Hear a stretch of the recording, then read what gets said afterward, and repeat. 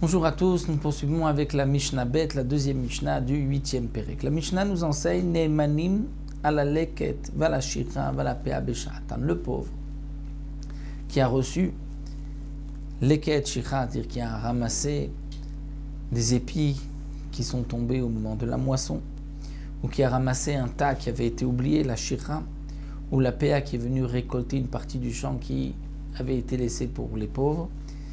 Donc le pauvre qui dira ce blé, je l'ai ramassé, et donc il n'y a pas d'obligation de prélever le maaser, on le croira. Ne'emanim, on peut lui faire confiance au pauvre, à la leket, donc sur le blé qui est tombé au moment de la moisson, à la shira, sur les tas qui ont été oubliés, vers la pea, et sur la pea, la partie donc restée dans le champ qui n'a pas été moissonnée, qui est laissée pour les pauvres.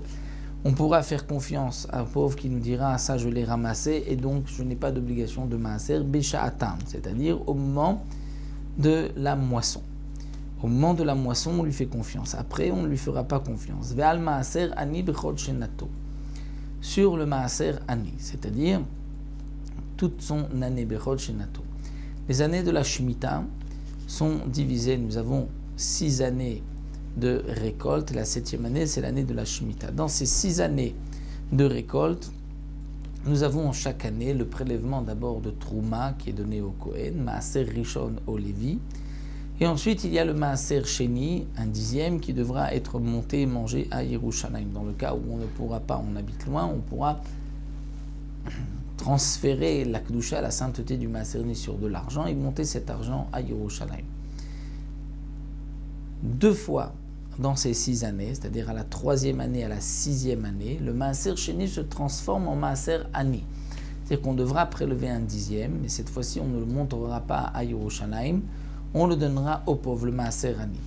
Donc un pauvre qui dit toute l'année du Maaser Ani, toute l'année de la 3e année ou de la 6e année, qui dit cette récolte, ceci je l'ai reçu en tant que Maaser Ani, et donc je n'ai pas d'obligation de prélever le Maaser, on lui fera confiance aussi. Maasani bechol shenato toute son année. Ou ben Lévi ne'eman leolam. Un Lévi, on le croira toujours, c'est-à-dire toutes les années, puisque le Maaser Rishon s'applique toutes les années. Donc un Lévi qui dira à ce Maaser Rishon que j'ai reçu, j'ai prélevé la Troumat Maaser, puisque le Lévi devait à son tour prélever un 10e de ce qu'il avait reçu, qu'il donnait au Kohen. Le Lévi qui dira j'ai donné la Troumat Maaser de Maaser Rishon que j'ai reçu, on le croira, mais on ne les croira que sur des choses que Noagim, qu'on a l'habitude de leur donner, c'est-à-dire comme on le verra par la suite, on a l'habitude de leur donner du blé, on n'a pas l'habitude de leur donner de la farine, c'est-à-dire on ne donnait pas de la farine toute prête, on donnait du blé.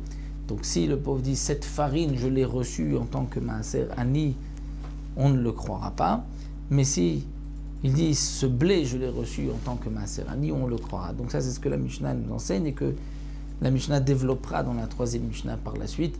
Qu'est-ce que normalement on donne aux pauvres et qu'est-ce qu'on ne donne pas, dans quel cas on le croira, dans quel cas on ne le croira pas. Ça nous le retrouverons dans la 3e Mishnah la prochaine fois. Bezrat Hashem.